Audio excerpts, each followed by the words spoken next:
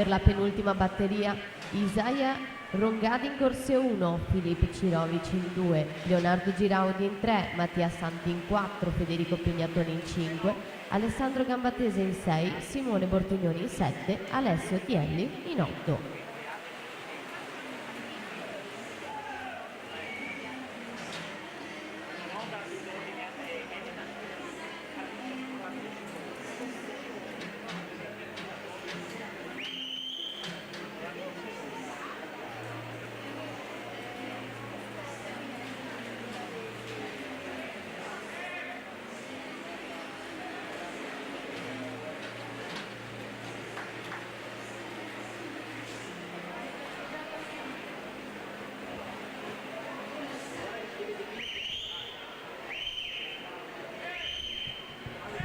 Prima delle 3 teste di serie in acqua di questi due misti maschili, con Daniel Zamattio in corsia 4, Gymnasium Pordenone, Valerio Salzano in corsia 5 per il Circolo Nuoto Wisp, accreditati rispettivamente del terzo e sesto tempo complessivo.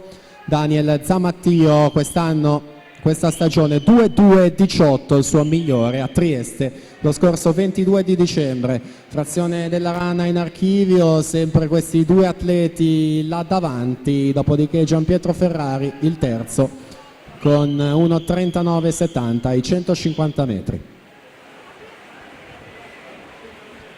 La caccia di un posto nella finale pomeridiana, siamo all'ultima vasca dello stile libero, vediamo quindi il primo riferimento cronometrico con Daniel Zamattio che rallenta nel finale, quanto basta comunque per timbrare questa batteria, 2.7.51 per lui su Salzano, 2.8.5. Si prosegue, quarta e penultima batteria alla partenza.